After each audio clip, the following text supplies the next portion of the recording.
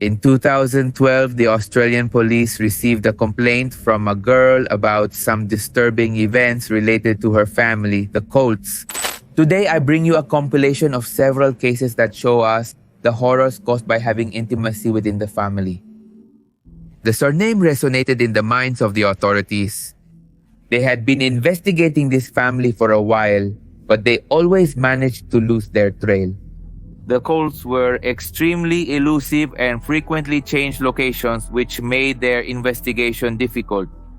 Then, guided by the girl, the police discovered a horrifying scene. Horrifying is an understatement that contrasted dramatically with the image this family projected to the world, that of seemingly normal people. In fact, the Colts were more of a small community originating from a rural town in the state of Victoria. The patriarch Tim Colt was a successful farmer and respected in the community. His wife Mary was a dedicated housewife and mother of 6 children. They all lived a quiet and traditional life like any other peasant family. But behind the facade of normality hid a dark and aberrant secret that shook an entire country that still cannot recover. So this is the most perverse incest story in Australia that went on for generations without anyone noticing. No one had any idea that those children who ran free and happy, so to speak, in nature were children of their parents who were also their grandparents and their uncles. But how is it that no one noticed before? How were they able to get away with it for decades? Well, this is what I'm going to tell you in today's video.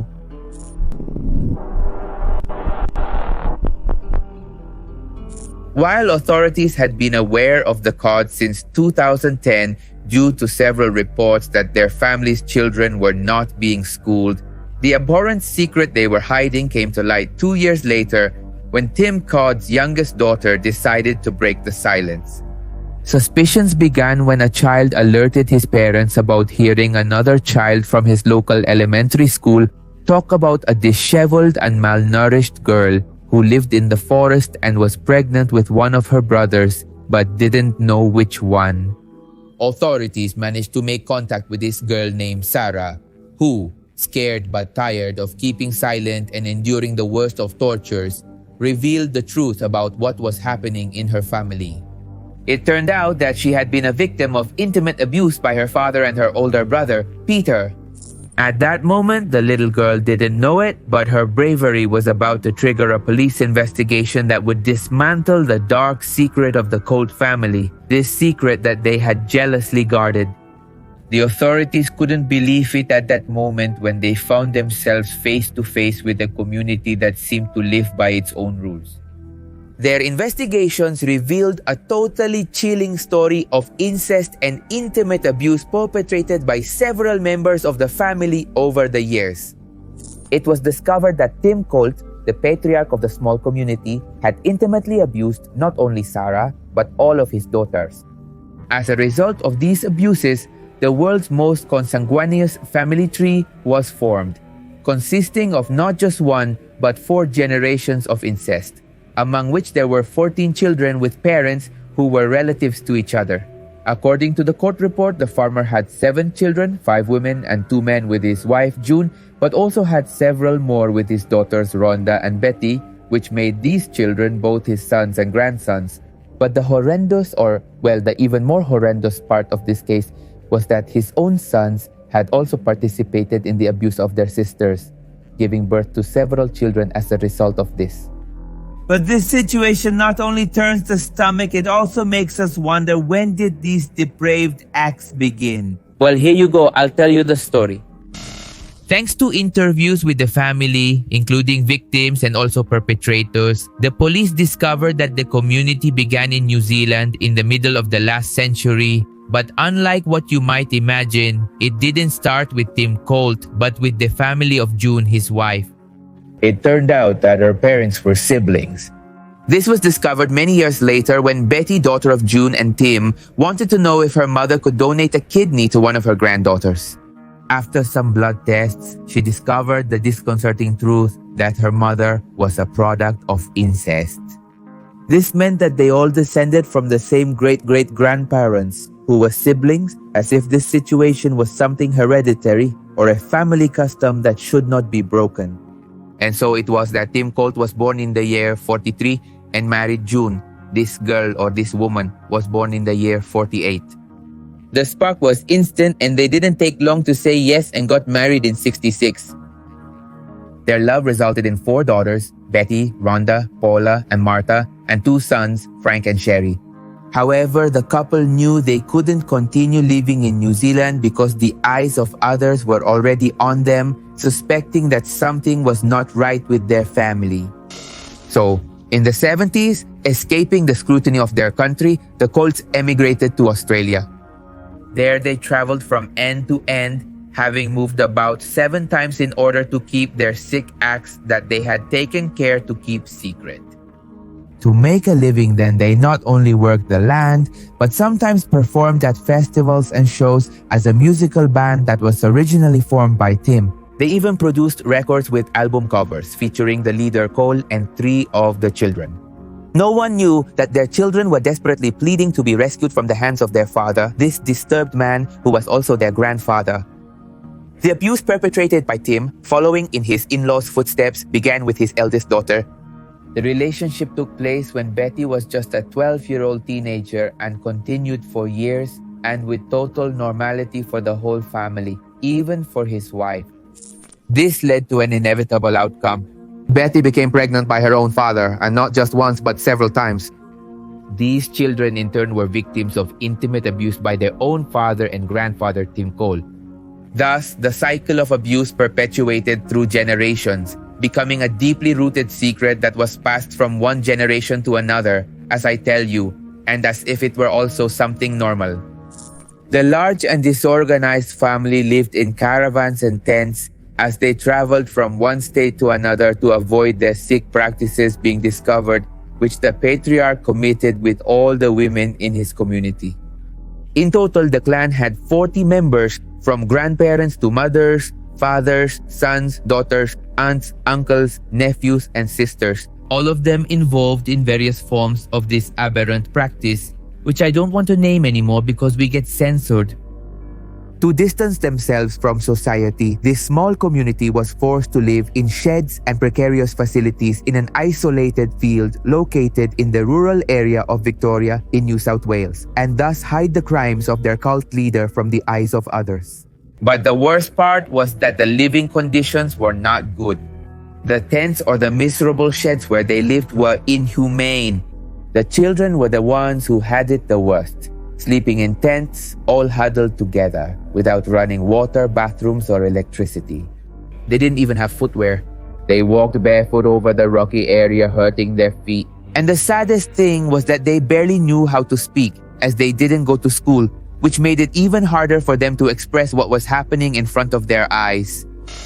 In these lands of cod, there also lived a dozen second or third generation relatives who were legally adults, so they were not obliged to undergo deoxyribonucleic acid tests, to which the authorities did subject the minors.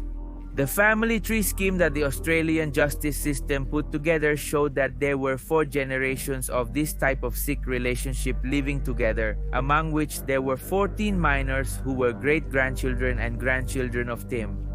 In addition, deoxyribonucleic acid tests revealed that 11 of these children had parents who were relatives of each other. As a result of this aberrant practice, indeed, most of the children had notable physical deformities, such as their drooping ears. However, this type of relationship did not only affect their physical appearance. Most of the boys were not able to speak intelligibly and showed signs of developmental delay, as well as problems with their auditory and visual senses. The little ones had little or no education, to the point that they were unable to use a toothbrush, toilet paper, or wash themselves properly. Because of this, most of them had fungal infections all over their skin. School attendance only lasted a short time, and they only showed up when social service officials visited the community and called their parents' attention. However, they had so little education that their school development was poor, and they needed remedial classes to be able to reach the level of their peers. Unfortunately, when social assistance was off the radar or the community fled to another town, the children left school. Some of the children were so violent that they made animals suffer in a brutal way, as if it were a simple game. One of the minors, in fact, even explained to the authorities that both he and his siblings were threatened to never tell anyone outside the community that their parents were their grandparents. But the question here is, how was it possible that social workers did not suspect that something was wrong with the Colts? And if they had properly investigated their strange behaviors, then these children could have been rescued much earlier. The girls in the community, on the other hand, were not faring any better. After being abused by their uncles, brothers, or grandfather, they tried at all costs to hide the pregnancies. Most of the little ones suffered miscarriages on the farm without having the proper medical attention. In turn, when someone from outside of the community asked these underage girls who were the parents of their babies, they always repeated the same rehearsed speech. Their babies were from foreign men who came to the country to work or tour and who spent some time in the community. However, the reality was much worse than tourists who abused the girls. Sometimes, some women from the Colt family were tied to trees and intimately abused by the boys in the community. 8 of the children found on the incest farm had parents who were brothers and sisters among themselves. Also mothers and sons or fathers and daughters. Other children had parents who were aunt and nephew or uncle and niece. From the community, they managed to rescue 13 minors, as one of the girls unfortunately lost her life from unknown causes before the case was discovered. Once they were able to then distance them from the atrocious community, all the children were left in the care of the state. The police placed several in foster homes that could provide them with education, love, and a lot of support. Among them was Bobby, Betty's son, who she had with her younger brother, and Billy, Betty's son, with her older son. But this was not all, because after tracking the woman's cell phone activities, the police discovered disconcerting text messages of a sexual nature sent to her son, Bobby, as if she did not want to break the chain of incest. The woman tried to regain custody of her children and even planned to deprive Billy of his freedom from his foster home. However, luckily, she never achieved it because the abandonment of the children and the genetic tests were considered decisive, so that there was no possibility that any of the children would be reintegrated into their biological family. Which in turn, while they were under guardianship, the children began to often display sexual behaviors, either among themselves or with their caregivers. Although these habits did, however, fade over time. Many of them had a long way to go, as you realize, to be able to lead a normal life. Unfortunately, many others had serious and genetic medical problems which would be an ailment for their entire life because of this relationship. Sick among their relatives. The case has been described by Chief Inspector Detective Peter Jomans as nothing he has seen before. That's how bizarre this situation was. And it was also considered by many so shocking that, in an unusual move for justice, the New South Wales Juvenile Court allowed all the sordid details to be made public. The victims' stories were heartbreaking, although all names, of course, were changed to pseudonyms for protection, especially for the children, including the surname Codd, which obviously is not the real one of the incestuous sect. The revelation of the Codd family case led to a trial that captured national attention. Tim Colt, the family patriarch, was charged with multiple counts of intimate abuse. The high-profile trial then lasted several months and was an emotionally harrowing process for the victims, who had to recount all the heartbreaking details they lived through their entire life in the prison they were trapped in this community. And so the trial focused on the nature of incest, family responsibility, and Tim's guilt, who, despite the overwhelming evidence against him, he argued in his defense that the accusations were allegedly false and that the victims were lying. However, obviously, the deoxyribonucleic acid evidence was conclusive. Many of the children were his own. As everyone expected, then the jury found this monster guilty of all charges, and he was sentenced to a long prison term from which he will probably never get out. While the patriarch was the one who started the sickening act that destroyed his offspring, He was not the only one accused because 3 of his daughters were sentenced to 14 months in prison. The short time they lived behind bars was not pleasant for the women, obviously, who were attacked by other inmates who did not tolerate the prisoners who had not protected their own children, but they themselves had abused them. In fact, one of the convicts was Betty, whom the Australian police tried to deport to New Zealand, her birth country, after completing her sentence. But Betty fought against the deportation and was released from the deportation center in November of the year 2015. She currently resides in South Australia with her daughter Rylan and at least 3 other male relatives. She also tried to contact other relatives through Facebook. Then, in a separate trial, Tim Roderick's son was found guilty of intimately abusing his niece, who was also his half-sister. Petra, the victim, was the biological daughter of Tim and his daughter Betty. Petra was not only abused by Roderick, but was also intimately attacked by her uncle, Frank. Do you realize? Everything here was a strange mix of intimacy among everyone and abuses.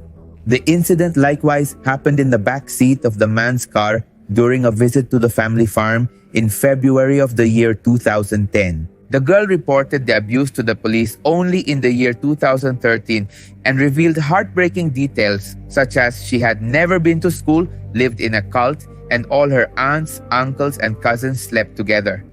An aberrant mishmash. In turn, Betty Rhonda's sister Martha openly shared a double bed with her brother Charlie. As a result of this sick relationship, the woman gave birth to 6 children, 3 boys and 3 girls, but one of them died between 1988 and 2006 as her death was never registered. While Martha's steady partner was Charlie, at the trial, the prosecutor revealed that the children were fathered by 2 of her mother's brothers and not just one, adding Roderick to the equation and, to make matters worse, also their grandfather Tim Cote. Martha denied these accusations. However, the oxyribonucleic acid evidence proved the falseness of her testimony, and she was sentenced to 2 years in prison. Of the 80 charges brought against 8 members of the Colt family, including incest, intimate abuse of the little ones, indecency against a child, and perjury, many were withdrawn and only half received prison sentences. While, as you realize, justice was done after decades of living within a kind of sick cult with no escape, the sentences did not entirely alleviate the pain and trauma that the victims had suffered, who still have a long way to go to heal. After the trial and Tim was imprisoned, the Colt family separated and the victims received psychological and legal support. Some of them decided to rebuild their lives, while others struggled to overcome the trauma of the abuse. The story of the Coates family is one of the most well-known and controversial incest cases in Australian history. It not only shocked the country, but also revealed the dark reality of incest and the vulnerability of children within families. It also raised serious questions about family responsibility and the ability of the legal system to protect children from intimate violence.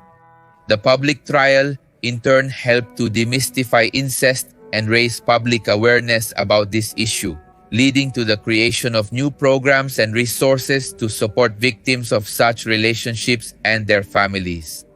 The Los Codos community reminds us that incest is not a problem limited to a specific place or culture. It is a global issue that affects people of all ages, ethnicities, and socioeconomic levels. Preventing these types of relationships requires an approach that includes education, public awareness, victim support, and policies to protect the most vulnerable, who are children. And it is also essential to break the silence and create an environment where victims feel safe to talk about what happens inside their homes. Remember that on this Pepe Misterio channel, you can find podcasts every Monday at 2 in the afternoon, Mexico City time. If you can't find them, type Pepe Misterio into YouTube and the kind of playlist will appear at the top. What started as a joyful reunion with her biological parents quickly turned into an incestuous relationship with a tragic ending. Stephen married his biological daughter, whom he had given up for adoption years ago. The bond between these two individuals ended in a monstrous crime. Today, I'm going to tell you the mystery of Stephen Platt and Katie, a story of adultery, incest, crime, and suicide, a case that shocked the United States.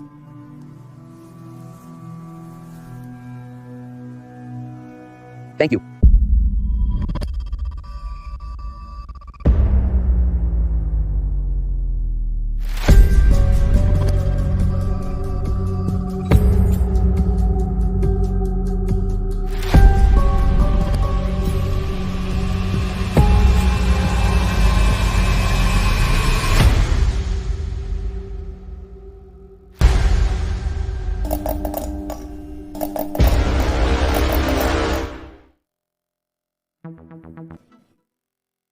It was the year 1995 when Stephen Platt, a 20-year-old, met Alicia, a 15-year-old girl at the time, through the internet. From this relationship, Denise was born, a baby who was put up for adoption at 8 months old. The reason is that at that time, the couple did not have financial stability and the mother suspected that Stephen was physically abusing the baby. It was so hard to leave her, but I had to do it because I wanted her to live and be happy. Tony and Kelly Fusco adopted that girl, whom they would call Katie, raising her as their biological daughter in Dover, which is about 50 miles from New York City. Although Katie's life was very normal, she loved animals and was a vegetarian, they never imagined it would be so short. Among her relatives, they called her Pac-Man because of her great appetite. She was a girl with an artistic spirit, known in her school for having a great ability to draw. She planned to attend college and study digital advertising. A pen and something to draw became a safe place for me. Ink became my weapon against rules and regulations. For me, a life without art is not a life at all. This is what Katie wrote in a blog post. When she turned 18 in January 2016, her adoptive parents told Katie that she was adopted. So she set out to find her biological parents, then contact them and reunite with them. Her biological family were the Platts. In August 2017, Katie decided to move to Henrico County, Virginia. Her biological parents, somewhat nervous, accepted the situation because they believed that Katie was old enough to make her own decisions and simply supported her. However, before moving in with Stephen and his wife, she had no idea that her biological father had an explosive temper, a history of abusive behaviors, and owned at least 4 guns. In fact, Stephen and Alicia were already on the verge of separation. She had suffered emotional and verbal abuse for years. When Katie arrived, they were already sleeping in separate rooms. On one occasion, Alicia even told her daughter that the reason they had decided to give her up for adoption when she was a baby was for her own safety because Stephen had abused her when she was a child, a baby, as I was saying.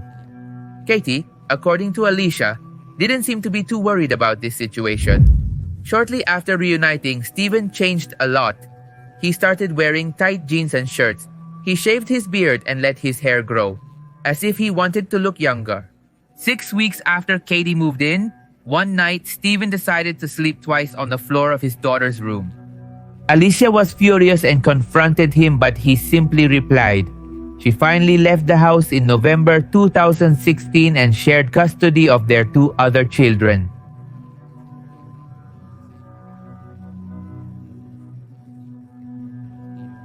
The following year, during the month of May, Alicia found out from her 11-year-old daughter's diary that Stephen had ordered her to refer to Katie as her stepmother when in reality, they were siblings. This revealed the incestuous relationship and Katie's pregnancy. I called. I said, "Is Kira pregnant with your baby?" He just said, "I thought you knew." They were in love. I started screaming and asked him, "How could you? You're sick. She's a girl." These were Alicia's words, who called the police shortly after finding out. 2 months later, to be exact, on July 20th, 2017, after Alicia and Stephen's divorce was finalized, and amidst a police investigation, father and daughter got married in Parktown, Maryland. To accomplish this, they lied on the application saying they were not related. I'm going to leave a photo of the wedding here where the adoptive parents, Katie, Stephen, and Stephen's mother appear. Katie, by the way, is the one in the black dress. Here, Tansy, putting myself in the shoes of the adoptive parents, and I understand that they were already of considerable age to make their own decisions. But from that to be part of this ridiculousness of supporting this incestuous relationship, I'm not very much in agreement. But as I tell you, Tony Kelly's stance was there's nothing we can do, so we have to support them. On September 1st, 3 months later, Katie gave birth to a girl, a product of incest. The three of them went to live in a house on a dead-end street in Nightdale, this in North Carolina, east of Raleigh, but the happiness didn't last long. In January, they were arrested for incest. The judge ordered all communication to be cut off and Stephen's mother took charge of the baby. The grandmother obtained custody. In defense of Stephen, lawyer Rick Fredman II said that his client never had a separate charge from Katie, and his words were, This case is about an 18-year-old girl who shows up at the door of a 40-year-old man who is going through tough times with his wife.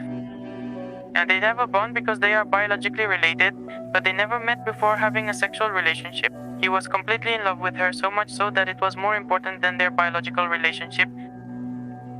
After the charges and arrest, Katie returned to her adoptive parents' home, who never gave a statement. But every Tuesday and Thursday, Katie traveled to her adoptive grandmother's house in Waterbury, Connecticut. Finally, that Thursday, April 12th, Katie and Tony, her adoptive father, left the grandmother's house, and then minutes later, arriving in New Melfort, they were shot by Stephen Katie, 20 years old, and Tony Fusco, 56, was shot dead. Stephen was later found dead from a gunshot in Dover. This character had taken his own life, by the way. There is a video that I will be leaving here that is observed in a closed-circuit camera at the moment when Katie and Tony are stalked by Stephen.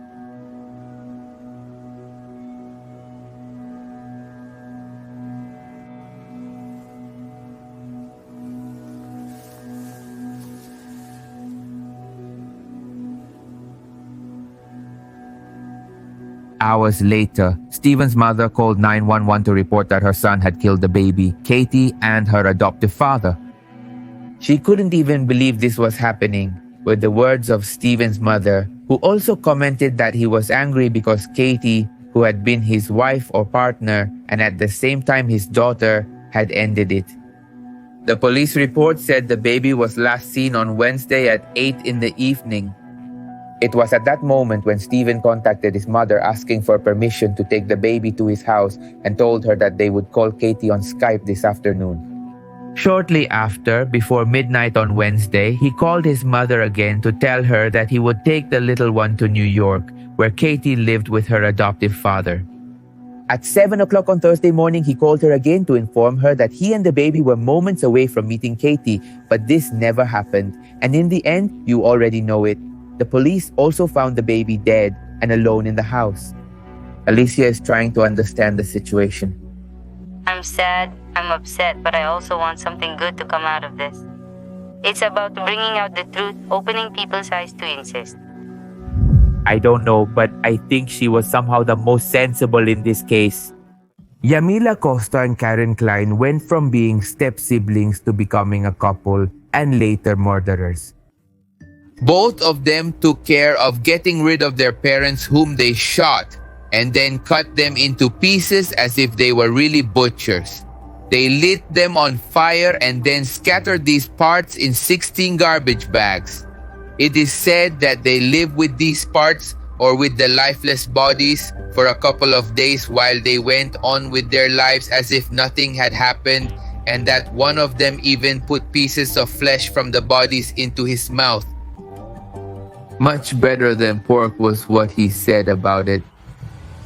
And it seems that the hatred towards the victims was the result of constant mistreatment and abuse against their own children within the marriage of Ricardo Klein and Miriam Kowalczuk, a pair of underage twins unable to defend themselves. Apparently, this caused the older stepbrothers to suddenly lose their temper and take matters into their own hands. I started to notice physical and verbal abuse towards the boys. Very strong. Punch.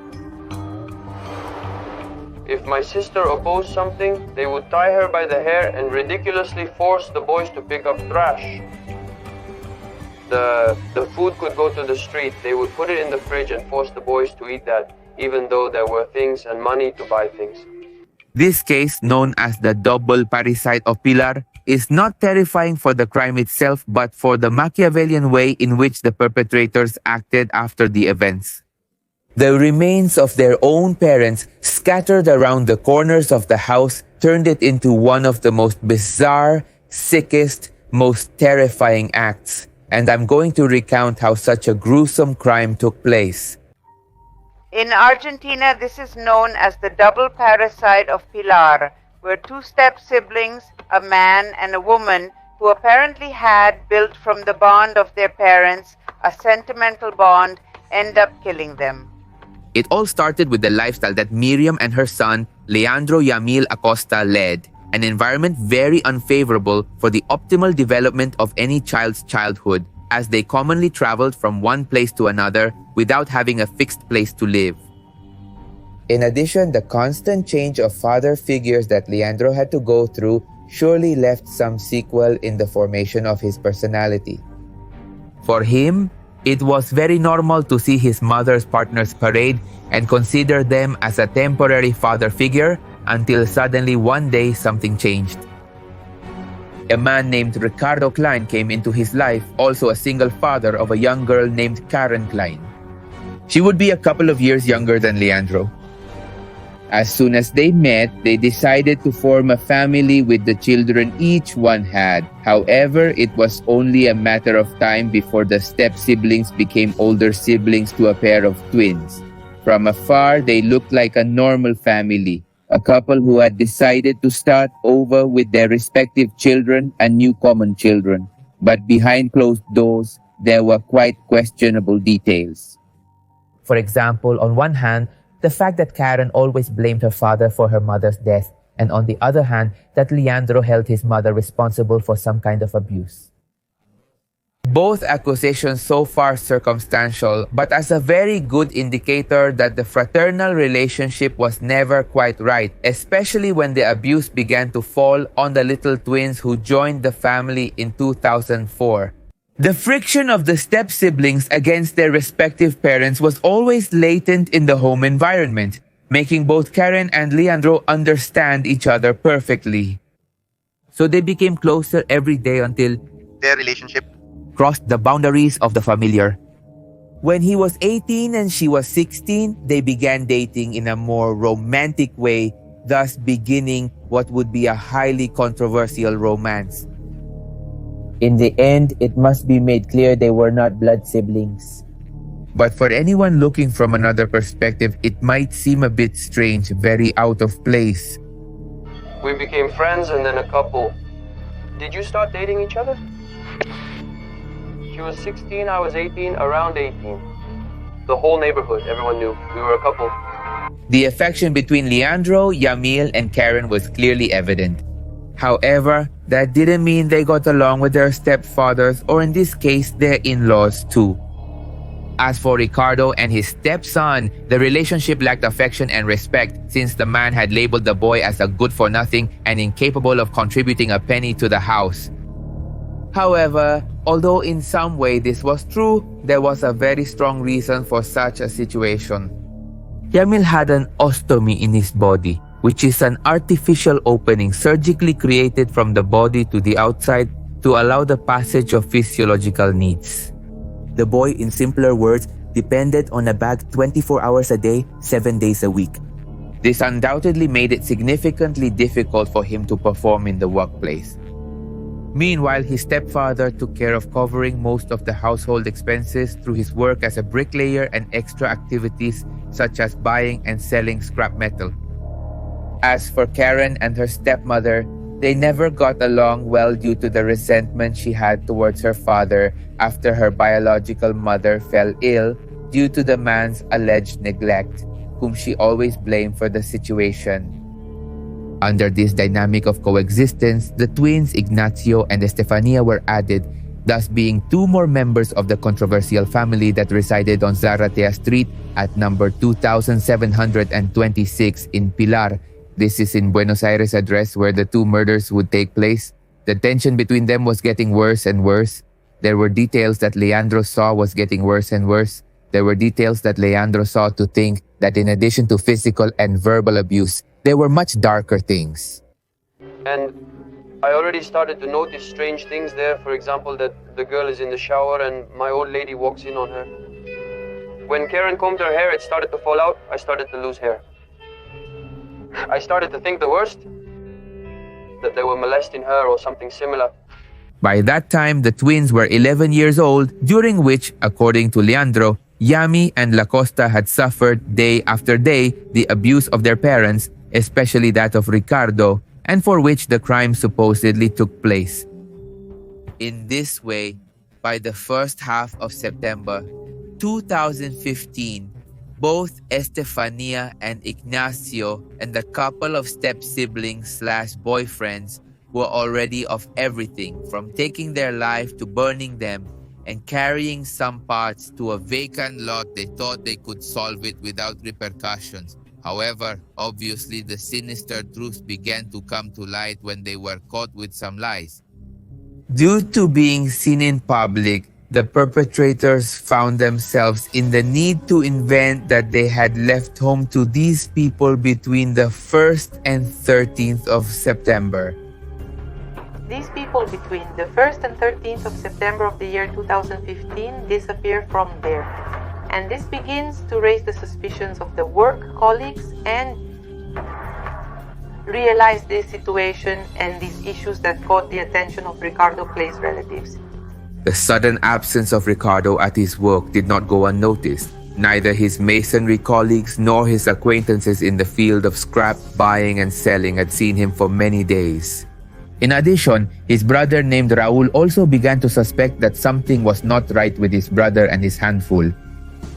Then, in one way or another, this situation reached the ears of the authorities, and it was from September 13th that reality began to surface, with everything and the perversions that occurred inside number 2726 of Zaratea Street. With a search warrant then, the officers arrived to knock on the door. Everyone was aware that they would find something unpleasant, but obviously they did not imagine the disturbing degree of the true situation. It is said that remains of bones from a spine, as well as tufts of hair, were scattered around the corners of the house, as well as ashes belonging to the bodies that from the beginning were suspected to be the boys' parents. Subsequently, an investigation file was opened for the resolution of the case, and the data that emerged from it turned the double parricide of Pilar into a topic of public interest, as through the media, the gruesome details of it were made known, which caused chills in all the inhabitants of Pilar. The story of the stepbrothers and lovers from Senesino occupied, as you can imagine, the front pages of all the newspapers. The entire city knew what she had done, but in response, Karen wanted to distance herself from her actions by completely blaming her partner. Even when they were dead, she lived with them. She was there, she left, she came back.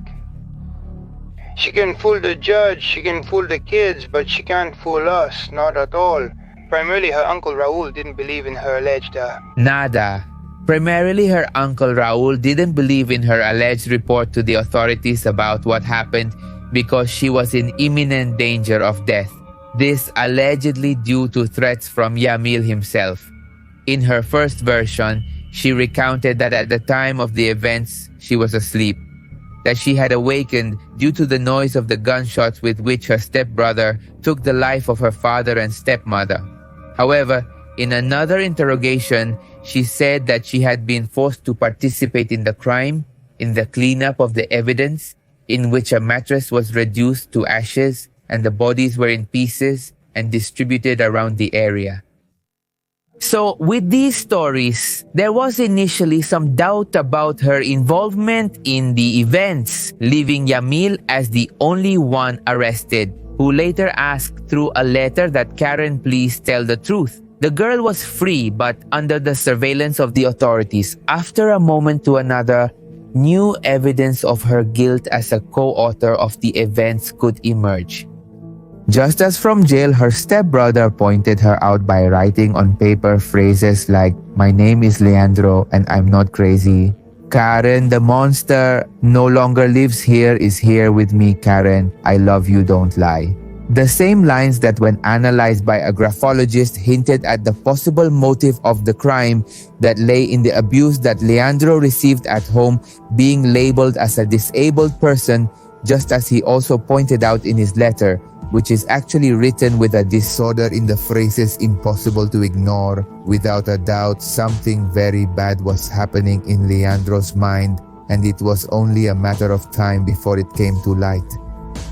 According to the testimony of the defendant's lawyer, he would have incredibly enjoyed taking the life of his stepfather and his mother, describing the experience as something orgasmic, quoting his words. It was then that he made his comment about human flesh, tasting much better than pork. Leandro had no intention of making himself look like a victim.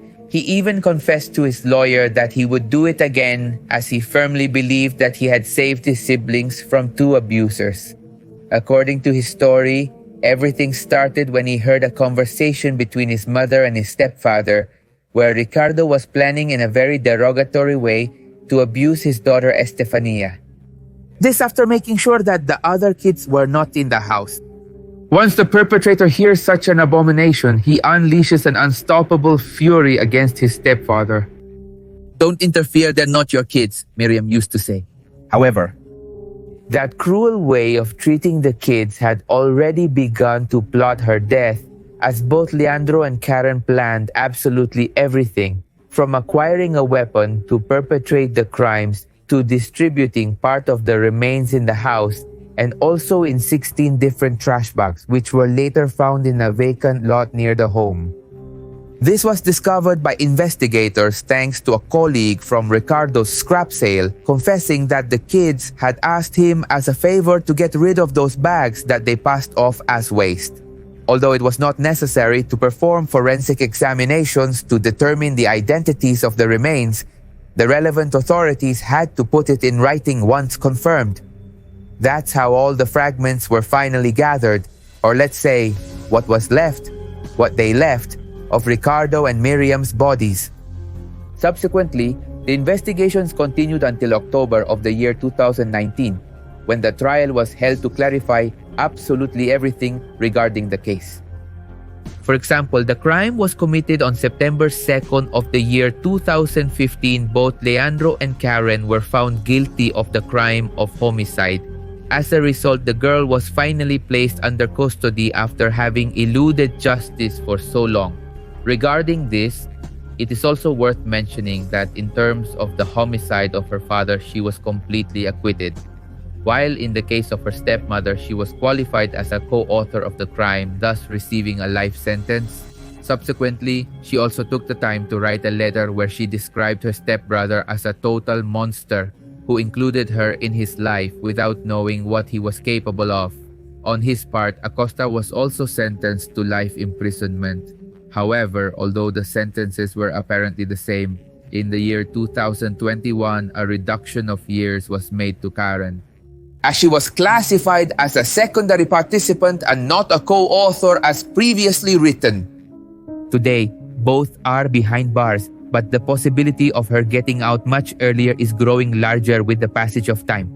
On the other hand, Leandro will probably spend the 35 years that make up the denomination of life imprisonment in Argentina, serving his punishment for the charges of doubly qualified homicide by treachery and for the use of a firearm with respect to his stepfather, and triply qualified homicide by the bond, by treachery, and by the use of the word not only exists in black or white. The world not only exists in black or white, there is an extensive range of grays, and all this is well known by Mark Leiter, a photographer known for his countless campaigns of the most important brands. But what sets him apart is his ability to generate ideas in the videos. In his journeys, he has found ideas in the videos. During his travels, he has met astronauts, dancers, politicians, and even intoxicated individuals.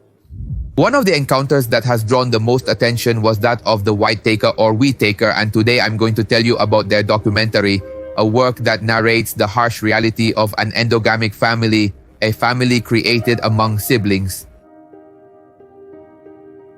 In 2004, on one of his many trips along the highways of the United States, and documenting its inhabitants for his American Portrait project, In general, this man drives without having a destination, talking with different inhabitants and finding people who reflect the different colors, sizes, and ages of the inhabitants of those states or regions.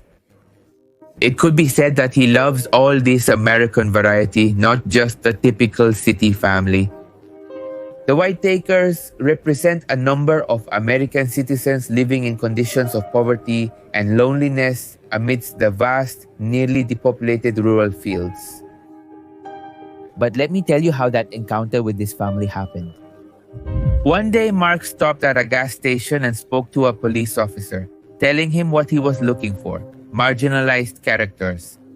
He tells him that he knows many places where he could take him, and so he did. The first trip didn't go as expected, as the rains ruined part of his photographic equipment, so he had to return. On his second trip, he took Mark to see the White Taker family. They live or lived, they don't live yet, in a little town called Ott, West Virginia, which the word Ott in Spanish translates as strange, which the photographer found curious. But what he didn't expect was that the Whiteys would make a good representation of this name. Before all this, the policeman told Mark to bring a video camera because he would surely want to document what he experienced there. Mark, not paying much attention, decided to ignore the request.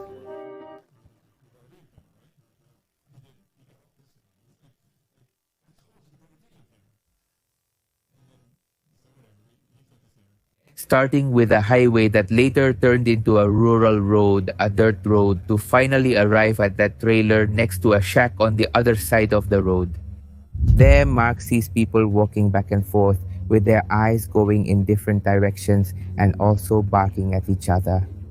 Both were surprised to see the only man who was watching them and shouting as he walked away with his pants falling down, running senselessly next to a trash can and then kicking it hard. Everything seemed out of control at that moment. In that first encounter, Mark's visit was interrupted by a very angry neighbor with a gun in hand. He threatened to use it if the Whitakers were not left in peace. At that moment, Mark explained what he was doing, calming the neighbor's anger a bit, which was understandable since it was known that neighbors and relatives often protect them from those who try to take advantage or ridicule the family. That day, the White Takers were in mourning. One of them had recently passed away. So initially, one of the family members, who could more or less communicate clearly, mentioned that they were not interested in the photographer's project, to which Mark intelligently offered to take some pictures for them to present at the funeral, and that's how he gained their trust. He took a picture of a family member, then the next one and the next one, and so he was making this connection. Two of the portraits actually appeared in Mark's book called Created Equal. The strange thing about this family is that it is the product of sex between relatives. This is known as an endogamous family. Endogamy is referred to as marriage, union, or reproduction between individuals of common ancestry, that is, from a family, lineage, or group. In terms of genetics, endogamy is the product of the reproduction of parents who are closely genetically related. The result of endogamy is an increase in homozygosity, and this property increases the chances of suffering from a genetic disease. This is the reason for the notable intellectual and motor deficiencies of the members of this family. A person resulting from endogamy is known as innate. But returning to the White Takers, the appearance of the family, as I tell you, is very neglected. Most are already elderly people. All of this greatly impressed Mark, who later struck up a small friendship with them in the year 2004. The impressive thing about all this is that the Whitakers live in extremely low conditions. Dirt, diseases, death, poverty are things they know very well. One could come to this place and run away simply by observing what happens there. Although probably not everything that is said is true, it is true that over the years, we have been shown these types of people as dangerous. Hollywood has put into our heads a twisted and sick version of these types of cases. For example, there is the famous movie Road to Terror, which in summary tells the story of an incestuous family that pursues and stalks tourists who approach their area. These characters look deformed, sick, with the mentality of a bloodthirsty psychopath, which is a big lie, but at the same time, the real story. And if you want me to tell you this story, then leave your comments here. But going back on like this, Mark's goal was to show the reality of things in their purest form.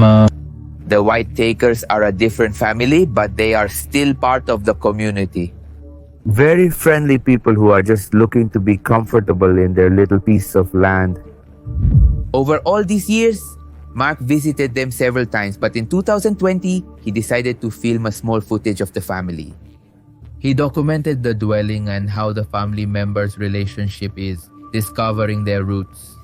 All this material is on the YouTube channel of Soft White Underbelly, which is a project where he, Mark, conducts interviews and documents different stories from various places in the country, as if his portraits were taking forest. I'll leave the YouTube channel link below if you want to check it out. At the start of the video where he talks about the White Takers, we can see the 4 members who are present in the family. 3 of them are already of advanced age. The youngest could be about 40 years old. They live in a small house with walls, as I was telling you, dirty. The passage of time is evident there. The furniture of different colors and torn. Very deplorable living conditions. Poverty is present, and Mark shows us a bit of it. If you want to see the full video, I recommend, as I had already told you, that you go to Mark's channel. It's something impressive to see these people in an unfortunate situation. I'm going to be leaving you fragments of this video, but for copyright reasons, I can't show you the entire video either, but well. The family is made up of Ray, Lorraine, and Betty, who are siblings. There's also Timmy, their nephew Betty, who seems to be the most aware in a way, as she communicates with more rationality using complete sentences. Lorraine only says a few words or phrases, not very complicated, while Ray and Timmy are the least communicative. Ray only communicates through shouts that sound very much like dog barks.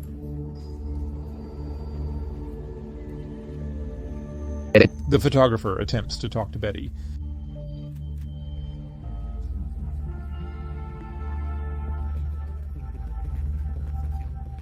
Asking her about one of her brothers named Freddie, whom he had photographed years ago. She tells him that he passed away 4 years ago. Meanwhile, the Whitakers mention that they have lived there all their life. Or rather, Mark asks them, and they only say no more than 4 words.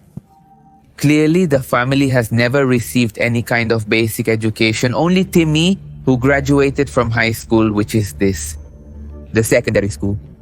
When asked about her family, Betty simply responds that she can't say much. She mentions that she loved her parents very much. It's hard to grasp the reality of these people so vulnerable, innocent, and alienated from typical American society. Ray, Lorraine, and Timmy suffer from the same syndrome, so to speak, a product of the relationship between both parents. Mark couldn't really gather much information about this family. Their family tree is quite a mystery.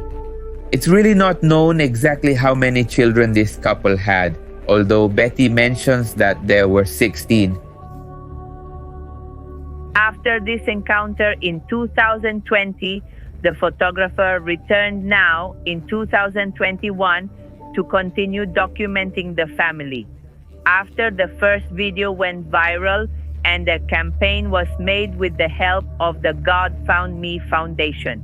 Thanks to this, they were able to fix the roof, a room and several windows apart from covering some medical expenses, since Lorraine and Timmy suffered a heart attack in this last year. Similarly, their home continues to decay and is shown in barely livable conditions. The accumulation at home. The clothes they wear seem like they haven't been washed in a long time. There are several dogs in the house, and Betty mentions that she is always aware of them. The state they live in is somewhat worrying. They are marginalized people. Expelled from modern society, seen as the product of something immoral, unnatural, and scandalous. Only a few neighbors care about the family's well-being, although outside, mockery and ridicule are not long in coming. Finally, Mark mentioned that he had conducted research on the family since the last time he was there. He says he discovered that the parents of the White Takers are first cousins, which would explain many of the intellectual and physical irregularities. Although he says that something else must have happened in that family, something in the environment, in the water, or something of this sort. This family surprised a lot of people in these 2 years that Mark's videos came to light. I think in a certain way we should open our eyes and take the time to get to know these characters that have always been sold to us as bad or with a bad reputation. Sometimes the strange is part of the normal. Being weird is cool. Besides, remember that on the main channel of Pepe Misterio, the podcasts are uploaded on Mondays at 2 in the afternoon Mexico City time. And if you've already missed one, you can type in YouTube Pepe Misterio Podcast and the playlist will come up at the top.